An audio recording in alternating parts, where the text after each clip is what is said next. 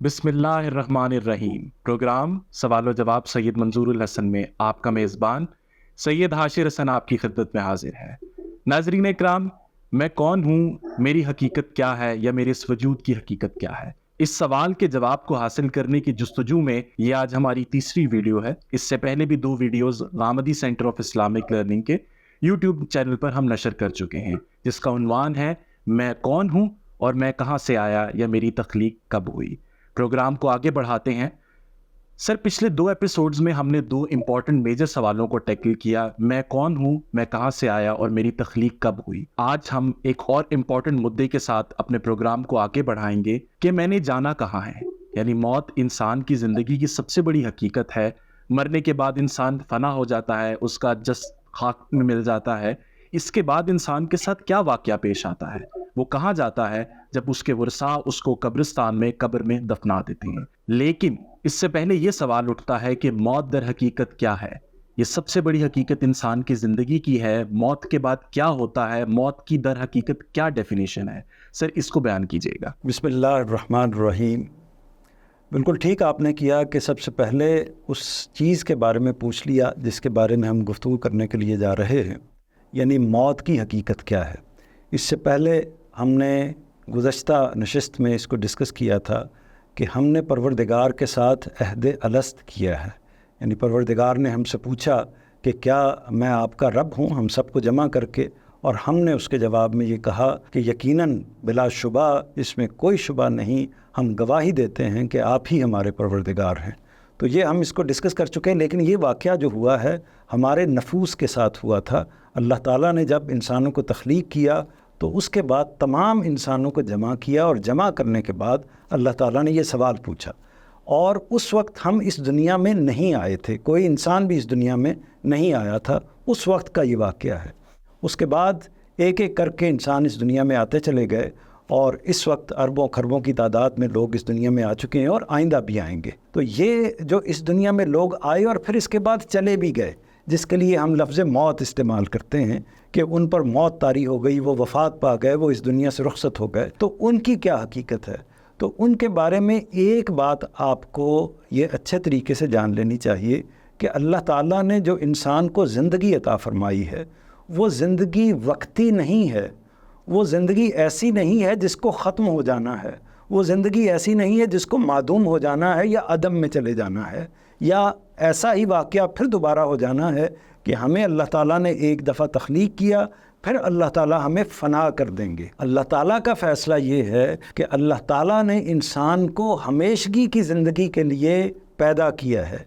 यानी अल्लाह ताला ने हमेशा हमेशा के लिए ज़िंदा रखने के लिए इंसान को पैदा किया है, तमाम इंसानों को। खा बाद में उनको कोई सज़ा देनी है तो वो भी हमेशा ज़िंदा रहेंगे, खा बाद में उनको जन्नत देनी है तो वो भी हमेशा ज़िंदा रहेंगे। तो अल्लाह ताला ने जब हमारे नफूस को, जब हमारी शख्सियत को, या दूसरे अल्फाज में हमारी अरवाह को तख्लीक किया, या हमें तख्लीक किया, मैं को तख्लीक किया, तो उस वक्त हमेशा हमेशा के लिए तख्लीक किया। फिर कुछ वक्त के लिए अल्लाह ताला ने किसी जगह पर उन इंसानों को, हम सब इंसानों को रखा, और उसके बाद फिर इस दुनिया में भेज दिया। और इसके बाद फिर हम वापस किसी दूसरी जगह पर जाएंगे, उसको हम डिस्कस कर सकते हैं।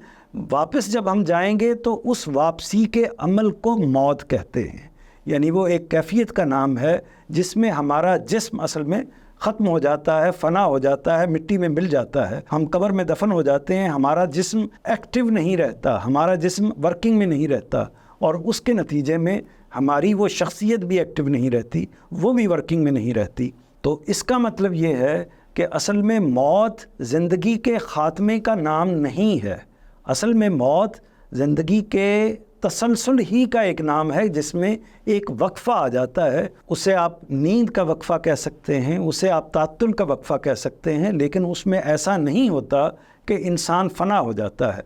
अल्लाह ताला ने जिस शख्सियत को, जिस नफ्स को अज़ल में तख्लीक किया था, अबद तक वही इंसान, यानी हमेशा हमेशा के लिए वही इंसान मौजूद है और ज़िंदा रहेगा। मौत से रिलेटेड सर हमारे यहाँ 2 जुमले बोले जाते हैं, जिसमें एक ये है कि फरिश्ते जो हैं या मलाइका जो हैं वो रूह को कब्ज़ कर लेते हैं या रूह को ले जाते हैं, और दूसरा ये जुमला बोला जाता है कि रूह परवाज़ कर गई या रूह दुनिया से निकल गई या यहाँ से खारिज हो गई। ان کی وضاحت کیجیے گا, ان دونوں سٹیٹمنٹس میں سے کون سی صحیح ہے؟ دونوں ہی ٹھیک ہیں. یعنی اس کو ہم غلط اس لیے نہیں کہہ سکتے کہ جب ہم کوئی بھی زبان بولتے ہیں, کوئی بھی ادب, کوئی بھی لہجہ, کوئی بھی طریقہ اختیار کرتے ہیں کمیونیکیشن کے لیے, تو اس میں مختلف اسالیب ہوتے ہیں, مختلف طریقے ہوتے ہیں بات کو بیان کرنے کے لیے. مثال کے طور پر ہم یہ کہتے ہیں کہ فلاں شخص انتقال کر گیا, حالانکہ انتقال کا مطلب منتقل ہونا ہوتا ہے, لیکن ہم موت کے لیے یہ لفظ استعمال کرتے ہیں. اسی طرح ہم کہتے ہیں فلاں شخص دنیا سے رخصت ہو گیا, یعنی وہ چلا گیا ہے یہاں سے. اسی طرح ہم موت کا لفظ استعمال کرتے ہیں, اسی طرح مر جانے کا لفظ استعمال کرتے ہیں, وفات پا جانے کا لفظ استعمال کرتے ہیں. یہی معاملہ روح قفس انصری سے پرواز کر گئی, یعنی یہ ہم جملہ بولتے ہیں کہ جو ہمارا نامیاتی, ہمارا مادی جسم ہے, اس سے روح پرواز کر گئی, یا فلاں شخص کی روح پرواز کر گئی. یہ جملہ بولا جاتا ہے, لیکن یہ تعبیر ہے, یہ ایک طریقہ ہے جو بیان کے لیے, کمیونیکیشن کے لیے اختیار کیا جاتا ہے. لیکن حقیقت جو قرآن مجید سے معلوم ہوتی ہے وہ یہی ہے کہ اصل میں ایسا نہیں ہوتا کہ روح از خود پرواز کر جاتی ہے, بلکہ اللہ تعالیٰ کے حکم سے اللہ تعالیٰ کے فرشتے آتے ہیں اور وہ اس روح کو ایک طرح سے سمیٹ کر, اس کو پکڑ کر اپنے قبضے میں لے کر اس دنیا سے جاتے ہیں. پھر وہ اس دنیا سے باہر جس جگہ پر بھی رکھتے ہیں اس کے بارے میں ہمیں نہیں معلوم, لیکن بہرحال فرشتے ہی آتے ہیں جو ہماری روح کو قبض کر کے, یعنی اپنے قبضے میں لے کر وہ یہاں سے چلے جاتے ہیں. تو صحیح تعبیر تو یہی ہے, لیکن باقی تعبیرات بھی غلط نہیں ہیں. بالکل ٹھیک سر, اگرچہ یہ ہمارے موضوع سے ذرا ہٹ کر ہے, لیکن پھر بھی اس کی وضاحت کیجیے گا کہ ہمارے ہاں جب شہداء کی موت کا واقعہ پیش آتا ہے یا جب اس کا ذکر ہوتا ہے تو عام لوگوں کی موت سے ہمیشہ اس کا ایک ڈفرنس یا ایک لائن ڈرا کی جاتی ہے, جس میں یہ کہا جاتا ہے کہ شہداء جو ہیں ان کو کبھی موت نہیں آتی, یا ان کی ابدی زندگی ہے, یا ان کا جسم بھی زندہ رہتا ہے, روح بھی زندہ رہتی ہے, وغیرہ وغیرہ. اس کی ذرا وضاحت کیجیے گا. یہ بھی پروردگار نے اصل میں ان کے اکرام کے لیے ایک تعبیر اختیار فرمائی ہے. یعنی دو پہلو ہیں نا. ایک پہلو تو یہ ہے کہ میں نے عرض کر دیا کہ تمام انسان, خواہ وہ شہداء ہیں, خواہ وہ عام انسان ہیں, اسی طرح خواہ وہ صدیقین ہیں, خواہ وہ انبیاء ہیں, تمام کے تمام لوگ, اور خواہ وہ برے لوگ ہیں, جب تمام لوگ اس دنیا سے جاتے ہیں تو وہ اصل میں فنا نہیں ہوتے, ان کی زندگی برقرار رہتی ہے. اللہ تعالیٰ نے جب سے ان کو تخلیق کیا اس وقت سے وہ زندہ ہیں, اور اس دنیا میں آنے کے بعد بھی وہ زندہ تھے, اور اس کے بعد جب ان پر موت طاری ہو گئی اس کے بعد بھی ان کا نفس حیات ہوتا ہے. تمام لوگوں کے ساتھ یہی معاملہ ہے. ایک بات تو یہ واضح ہو گئی. دوسری بات یہ واضح ہوئی کہ جہاں تک شہداء کا معاملہ ہے ان کا معاملہ یہ ہے, اسی طرح بعض نیک لوگوں کا معاملہ ہے, اسی طرح انبیاء کا معاملہ ہے, اسی طرح صدیقین کا معاملہ ہے. ان کا معاملہ یہ ہے کہ اللہ تعالیٰ جس کیفیت میں ان کی شخصیات کو رکھتے ہیں وہ راحت میں ہوتے ہیں, وہ سکون میں ہوتے ہیں, وہ چین میں ہوتے ہیں, وہ خوشی کی کیفیت میں ہوتے ہیں, کیونکہ اللہ تعالیٰ کی طرف سے ان کو ایک طرح سے بشارت مل چکی ہوتی ہے کہ ان کا ٹھکانہ کیا ہے. ان کا ابدی ٹھکانہ جنت ہے, جہاں انہوں نے ہمیشہ ہمیشہ کے لیے رہنا ہے, اور وہ غیر معمولی نعمت کا ٹھکانہ ہے. تو اس وجہ سے ان کو ایک خوشی کی کیفیت ان پر طاری رہتی ہے. اس کے برعکس دوسرے جو لوگ ہیں, جیسے مثال کے طور پر فرعون ہے, یا باقی اور لوگوں کی مثالیں بھی آپ لے سکتے ہیں, کہ وہ لوگ جنہوں نے انکار کیا, پروردگار کے حکم کے آگے ڈٹ گئے, ایک طرح سے اللہ تعالیٰ کے احکامات کے آگے سرکشی کا رویہ اختیار کیا, تو وہ لوگ ہیں جن کو ان کا ٹھکانہ دکھایا جاتا ہے. ظاہر ہے کہ ان کا ٹھکانہ اگر جہنم ہے تو اس میں ان کو راحت تو نہیں مل سکتی, ان کو مشکل ہوگی, ان کو تکلیف کی کیفیت کا سامنا کرنا پڑے گا. تو یہ دونوں کیفیات ہیں, ایک طرف راحت کی کیفیات ہیں, ایک طرف تکلیف کی کیفیات ہیں. تو ظاہر ہے کہ شہداء جنہوں نے اپنی زندگی کو ایک طرح سے اللہ تعالیٰ کی راہ میں یا راہ حق میں قربان کرنے کے لیے پیش کر دیا, تو یہ وہ لوگ ہیں جن کو ظاہر ہے کہ اللہ تعالیٰ نے ان کے بارے میں, اگر ان کے اعمال ٹھیک ہیں اور انہوں نے اللہ تعالیٰ کے لیے یہ گواہی دی ہے, یا دین کے لیے یا حق کے لیے یہ گواہی دی ہے کہ اپنی جان تک پیش کر دی ہے, تو وہ لوگ ظاہر ہے کہ ان کو ان کا جنت کا ٹھکانہ دکھایا جائے گا, جہاں وہ راحت میں رہیں گے. اور جب ان کو وہ ٹھکانہ نظر آئے گا تو ان کے اوپر ایک سکون کی, ایک اطمینان کی, ایک راحت کی کیفیت پیدا ہوگی. تو یہ تعبیر ہے. اصل میں ایسا نہیں ہے کہ اس زندگی سے وہ زندگی مراد ہے کہ جو زندگی اصل میں اس وقت ہم جی رہے ہیں, جسم کے ساتھ جی رہے ہیں, اس سے وہ زندگی مراد نہیں ہے. ان لوگوں کو بھی اسی طرح حشر کے موقع پر اٹھایا جائے گا جس طرح باقی لوگوں کو اٹھایا جائے گا. بالکل ٹھیک سر. अब अपने मौजू की तरफ वापस आता हूँ, चूंकि आज का हमारा मौजू यही है कि इंसान की मौत के बाद उसके साथ क्या बनेगा या वो कहाँ जाएगा। ये बयान कीजिएगा कि फरिश्ते जब इंसान की रूह कब्ज करते हैं या उसको जब अपने काबू में करते हैं, तो उसके बाद वो उस रूह को कहाँ लेकर जाते हैं? ये एक अहम सवाल है। कुरान मजीद ने इसका बड़ा वाज़ेह जवाब दिया है। कुरान मजीद ने बताया है कि इंसान इस दुनिया से जाने के बाद, यानी जब उस पर मौत वाक़ हो जाती है, जब फरिश्ते उसके नफ्स को, उसकी जान को कब्ज़े में ले लेते हैं, तो उसके बाद इंसान कहाँ रहता है। तो अल्लाह ताला ने बताया है कि वो बरज़ख में रहता है, या बरज़ख एक कैफियत का नाम हो सकता है, एक दुनिया का नाम हो सकता है, एक जगह का नाम हो सकता है। तो वो बरज़ख में इंसान रहता है। बरज़ख का उर्दू जो मतलब है वो है पर्दा, यानी ओट। इंसान इस दुनिया से पर्दे में चला जाता है, इंसान इस दुनिया से ओट में चला जाता है, यानी उसका राब्ता, उसका मामला इस दुनिया के साथ पूरी तरह मुनक़ते हो जाता है। अब वो कहाँ रहता है, कहाँ जाता है? ग़ालिबन इसी दुनिया में, इसी दुनिया से बाहर किसी और आसमान पर या परवरदिगार के पास, जहाँ भी वो रहता है वो मौजूद होता है, लेकिन उसकी ज़िंदगी की वो कैफियत नहीं होती जो इस वक्त हमारे साथ दरपेश है।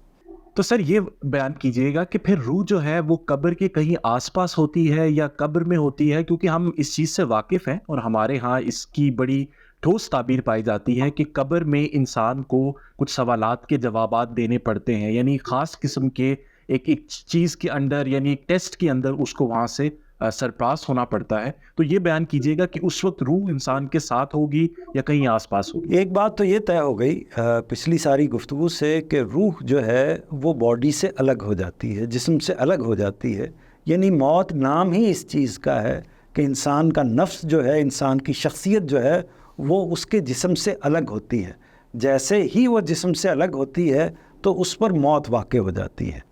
तो जब मौत वाक़ हो जाती है तो उस इंसान को या उस बदन को, इंसान की बॉडी को हम दफन कर देते हैं और रूह को या नफ्स को या शख्सियत को लेकर फरिश्ते किसी दूसरी जगह पर या आलम बरज़ख में चले जाते हैं, ओट में चले जाते हैं, पर्दे में चले जाते हैं।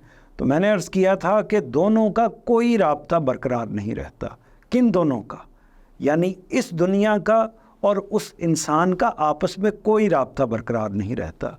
मुमकिन है वो इसी दुनिया में किसी जगह पर रखी गई हो, यानी वो नफ्स की या वो शख्सियत जो है वो इसी दुनिया में किसी जगह पर मौजूद हो। हम इसके बारे में कुछ नहीं जानते। बस ये है कि वो हम उससे ओट में चले जाते हैं या वो शख्सियत हमसे ओट में चली जाती है। बाकी जो ज़िंदा इंसान मौजूद होते हैं उनसे ओट में चली जाती है। तो कब्र पर मंडलाना, कब्र के करीब रहना, कब्र के अंदर रहना, इसकी कोई हकीकत नहीं है। बल्कि इसमें जो मुख्तलिफ़ वाक़यात या इस तरह की कुछ तोहमात इख्तियार किए जाते हैं कि रूह इतने दिन घर के अंदर रहती है, या रूह इतने दिन कब्र के पास रहती है, या कब्रिस्तान में रहती है, या इसी दुनिया के अंदर मंडलाती रहती है, तो इसकी कोई हकीकत नहीं है। दीन, इस्लाम, कुरान मजीद इससे साफ इनकार करते हैं।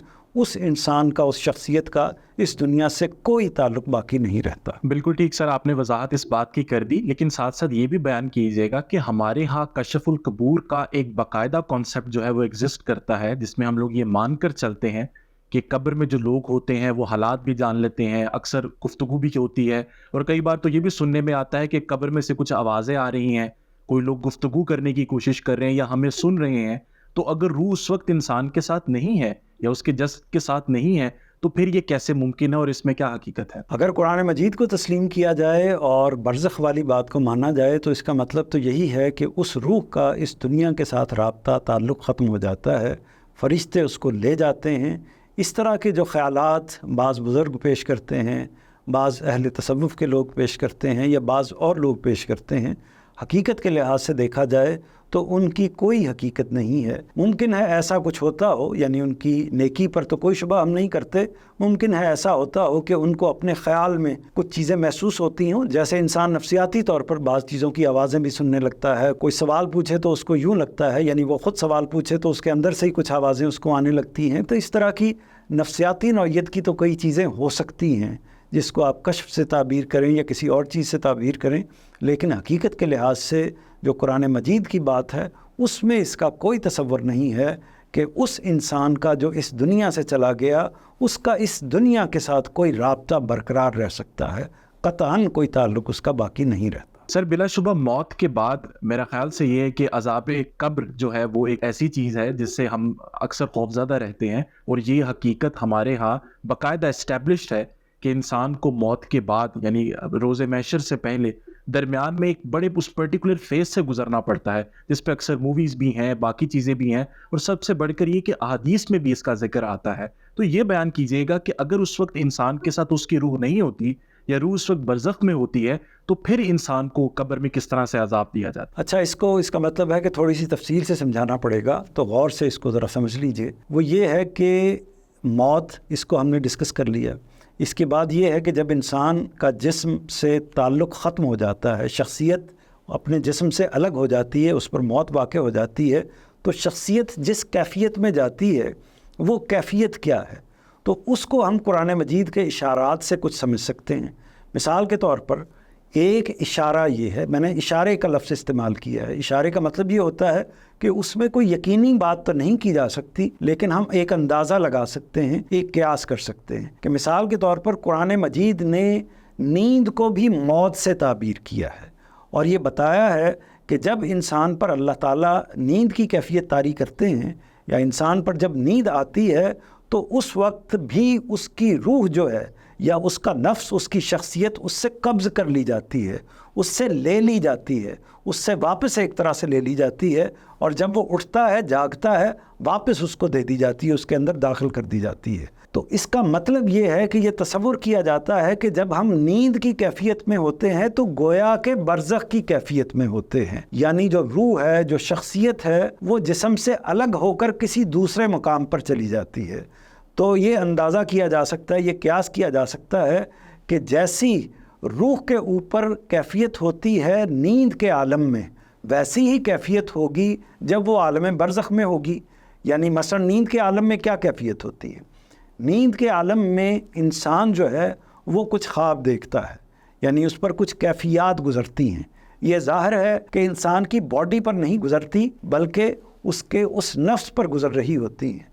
उस नफ्स पर जब वो चीज़ें गुज़र रही होती हैं तो वो क्या कैफियत होती है? बाज़ औक़ात उसको खौफ महसूस होता है, यानी उसको बुरी चीज़ें नज़र आती हैं, कोई डराने वाली चीज़ें नज़र आती हैं तो वो उनसे खौफ महसूस करता है, कोई राहत वाली चीज़ें नज़र आती हैं, उनसे वो सुकून और राहत महसूस करता है, हंस भी लेता है, रो भी लेता है, ये कैफियत उस पर तारी होती हैं। तो हम ये क़यास कर सकते हैं कि असल में जिसको अज़ाब कब्र कहा गया है, तो असल में वो अज़ाब कब्र इसी नौइयत की चीज़ है।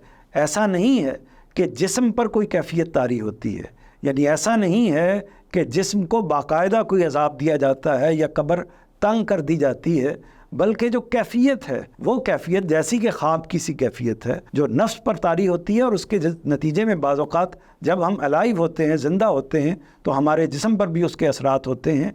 तो वहाँ जो मामला होगा, बरज़ख का जो मामला होगा, उसमें तो ज़ाहिर है कि जिस्म साथ मौजूद नहीं होगा।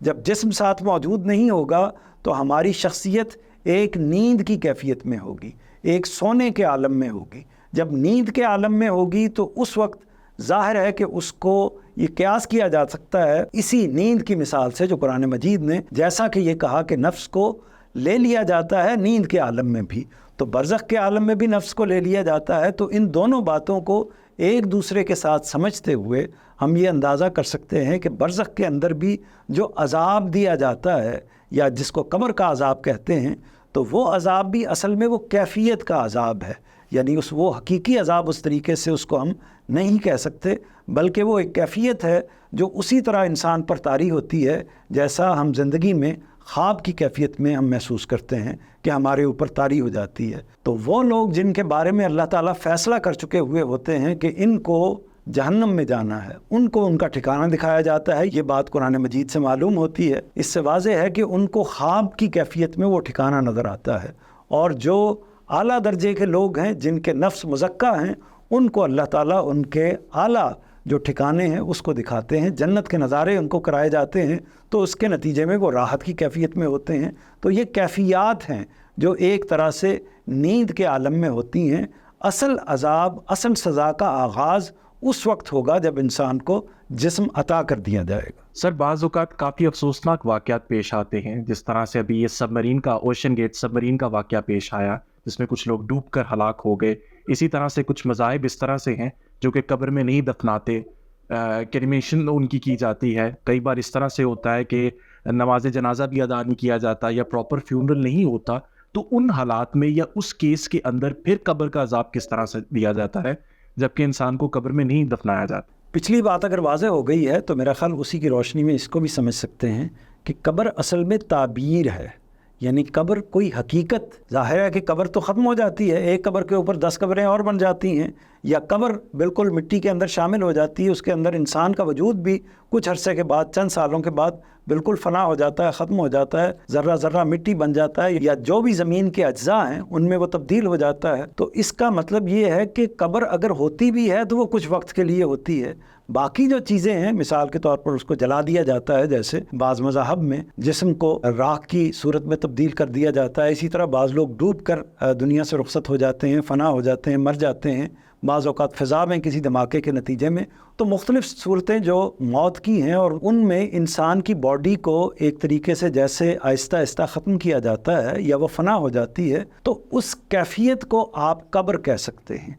जहाँ तक कब्र के अज़ाब का ताल्लुक़ है तो कब्र के अज़ाब का मतलब है बरज़ख के अज़ाब का ताल्लुक़, यानी कब्र चूँकि आम तौर पर हमेशा हम देखते हैं कि ज़्यादातर लोगों को कब्र से मुतल्लिक़ किया जाता है, उनको हम अपने हाथों से कब्र में जाकर दफनाते हैं, तो इसलिए हमारी ज़ुबान में, हर ज़ुबान में इसी ताबीर को इख्तियार कर लिया गया है ताकि बात ज़्यादा वजाहत के साथ समझी जा सके। लेकिन असल में इंसान ना उस कब्र के अंदर मौजूद होता है, ना वो समंदर के अंदर मौजूद होता है, ना वो राख की सूरत में मौजूद होता है, बल्कि वो उसकी बॉडी तो मौजूद नहीं होती, वो ख़ुद आलम बरज़ख में होता है। जब वो आलम बरज़ख में होता है तो उस पर अज़ाब की कैफ़ियत भी होती है, यानी वो कैफ़ियत में मुब्तला होता है जिस पर उसको अज़ाब का एक तरह से मंज़र नज़र आता है, इसी तरह खुशी का मंज़र भी उसको नज़र आता है। तो वो सारी की सारी कैफ़ियत कब्र के अंदर नहीं होती बल्कि बरज़ख के अंदर होती है, और मामला जिस्म के साथ नहीं होता बल्कि उस शख्सियत के साथ, उस नफ्स के साथ होता है। सर चूँकि हम रूह की बात कर रहे हैं तो एक बहुत आम तौर पे जुमला यहाँ बोला जाता है, यानी कि बदरूह, यानी बुरी रूह, और इससे मुतल्लिक कई फिल्में भी बनी हुई हैं, और अक्सर हमारे यहाँ ये देखा जाता है कि जादू के असरात में लोग इसकी ताबीर करते हैं और इससे मुख्तलिफ तरह के वज़ाइफ करते हैं बचने के लिए। तो ये वजाहत कीजिएगा कि ये जो रूह होती है यानी बदरूह होती है, क्या इसकी हकीकत है? क्या ये इंसान को, मुसलमानों को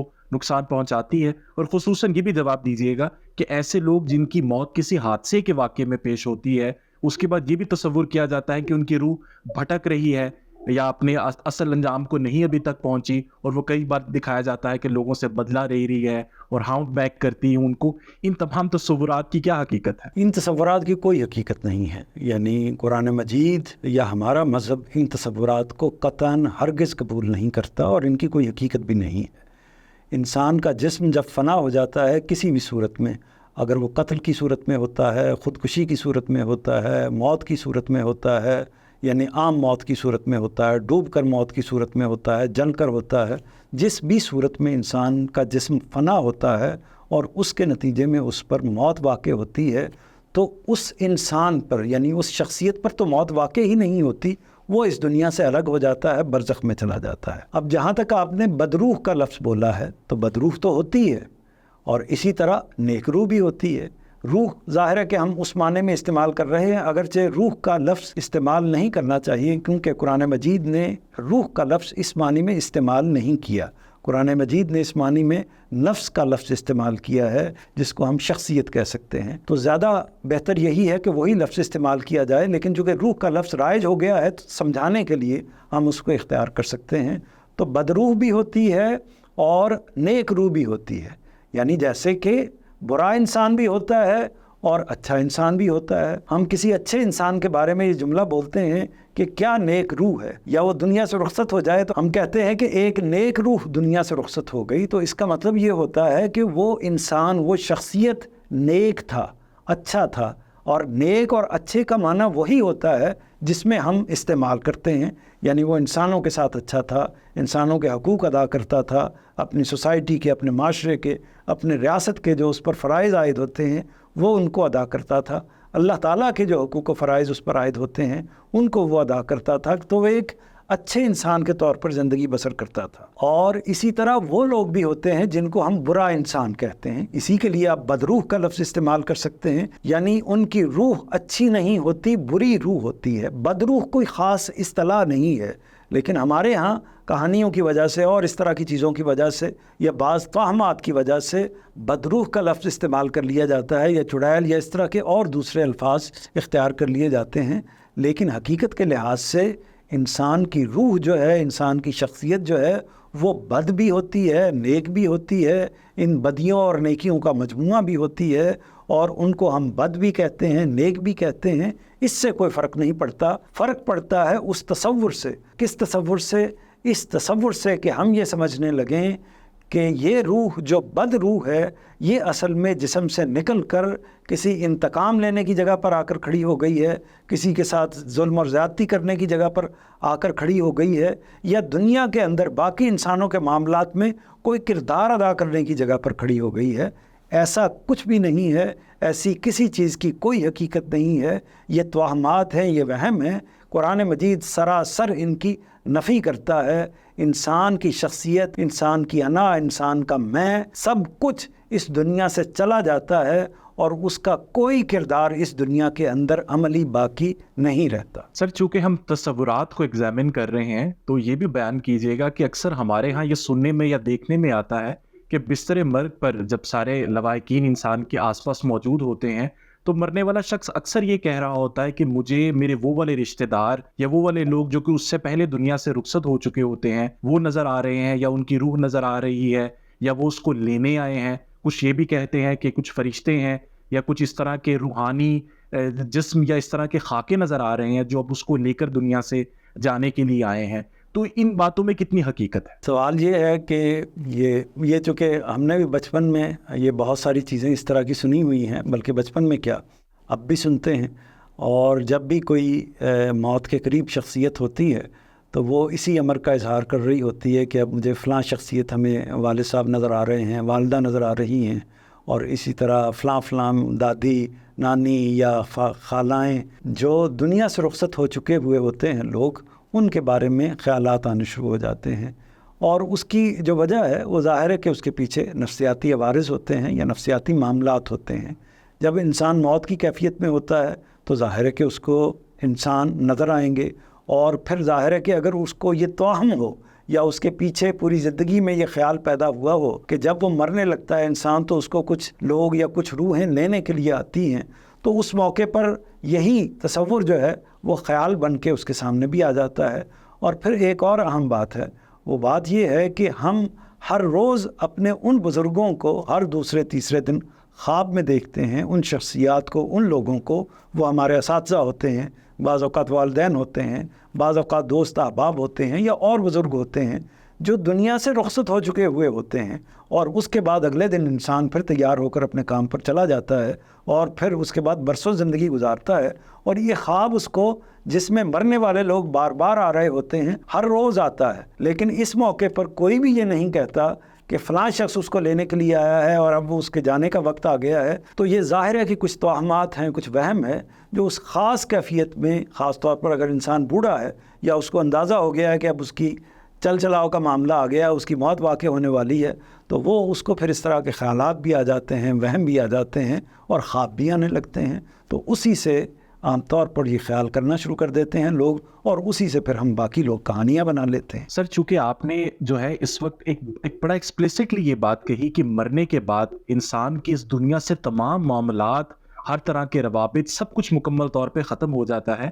میں یہاں ایک بڑا ضروری سوال آپ سے کرنا چاہوں گا، اور اکثر پچھلی نشستوں میں بھی میں نے آپ سے یہ سوالات کیے ہیں کہ ہمارے ہاں جب بڑے شخصیات کی موت واقع ہو جاتی ہیں، جیسے پیغمبر ہیں، ولی اللہ ہیں، اللہ تعالیٰ کے نیک بندے ہیں، تو اس کے بعد کئی لوگ ان سے بات چیت کرنے کی کوشش کرتے ہیں، حاجات مناجات ان کے ساتھ کرتے ہیں۔ تو یہ بتائیے کہ اگر تو ان کا دنیا کے ساتھ معاملہ ختم ہو گیا ہے دنیا کے رخصت ہونے کے بعد، تو کیا وہ ہماری بات سن سکتے ہیں؟ کیونکہ اگر وہ سن سکتے ہیں تبھی تو انسان ان سے حاجات اور مناجات کرتے ہیں، ان سے درخواستیں کرتے ہیں۔ اس کی وضاحت کیجیے گا۔ اس میں تو دونوں باتیں ہی غلط ہیں، یعنی یہ بات بھی غلط ہے کہ اگر وہ شخصیات، وہ بزرگ وہ بڑے لوگ یا وہ برگزیدہ لوگ اگر زندہ آپ کے سامنے موجود ہیں اور لوگ ان کے سامنے بیٹا مانگنے کے لیے جائیں، اولاد مانگنے کے لیے جائیں، رزق مانگنے کے لیے جائیں، تو یہ جو بھی طریقہ اختیار کیا جائے گا اگر وہ زندہ بھی بیٹھے ہوئے ہیں تو اس صورت میں بھی غلط ہے، سراسر غلط ہے، اس کی کوئی اجازت نہیں ہے،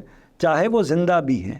اور اگر وہ مر گئے ہیں، اگر وہ دنیا سے رخصت ہو گئے ہیں، اگر اللہ تعالیٰ نے ان کو اس دنیا سے لے جانے کا فیصلہ کیا ہے، فرشتوں نے ان کی روح قبض کر لی ہے، اب وہ عالم برزخ میں موجود ہیں، تو ان کا رابطہ اس دنیا سے سراسر منقطع ہو گیا ہے۔ تو ان سے تو زندگی کی حالت میں بھی یہ معاملات وابستہ نہیں ہیں کہ ان سے وہ چیزیں مانگی جائیں جو انسان اللہ سے مانگتا ہے۔ تو اسی طرح جب وہ مر گئے تو پھر تو بالکل ہی اس کا سوال نہیں پیدا ہو سکتا کہ ان سے وہ چیزیں مانگی جائیں جبکہ ان کا اس دنیا سے کوئی رابطہ نہیں ہے۔ تو یہ واضح ہے، قرآن مجید، دین اس میں پوری طرح واضح ہے کہ تمام انسانوں کا، خواہ وہ برگزیدہ شخصیات ہیں، خواہ وہ گناہ گار شخصیات ہیں، تمام انسانوں کا اس دنیا سے رابطہ منقطع ہو جاتا ہے۔ اور اسی طرح یہ بھی سمجھ لینا چاہیے کہ یہاں جو انسان موجود ہیں، جو زندہ انسان موجود ہیں، جو ہمارے سامنے میں آپ اس وقت بات کر رہے ہیں، باقی لوگ جو موجود ہیں، کیا وہ ان سے رابطہ کر سکتے ہیں؟ جس طرح وہ ہم سے رابطہ نہیں کر سکتے، اسی طرح ہم بھی ان سے رابطہ نہیں کر سکتے۔ ہمیں معلوم ہی نہیں ہے کہ وہ کہاں ہے۔ اللہ تعالیٰ نے صرف اتنا بتایا ہے کہ وہ ہم سے اوٹ میں ہیں، ہم سے پردے میں ہیں، ہمارا ان سے رابطہ نہیں ہو سکتا۔ جب خدا تعالیٰ کا یہ فرمان ہے کہ وہ ہم سے اوٹ میں ہیں، ہم سے پردے میں ہیں، ہم سے کوئی کمیونیکیشن نہیں کر پاتے، تو اس کا مطلب یہ ہے کہ وہی بات برحق ہے۔ ہمیں کوئی اپنے اٹکل نہیں لگانے چاہیے، کوئی تیر تکے نہیں لگانے چاہیے، اور کچھ نفسیاتی تصورات کی بنیاد پر ایسے توہمات قائم نہیں کرنے چاہیے۔ بہت شکریہ سر آپ کے وقت کا، اور چونکہ ہمارے پروگرام کا اس وقت مکمل ہو گیا ہے، انسان کی حقیقت اور اس کے وجود کی حقیقت کو جاننے کا سفر جاری رہے گا۔ انشاءاللہ نیکسٹ ایپیسوڈ میں ایک بڑے امپورٹنٹ سوال کے ساتھ اسی سیریز کے آپ کی خدمت میں حاضر ہوں گے۔ اپنے میزبان سید حاشر حسن کو اجازت دیجیے۔ اللہ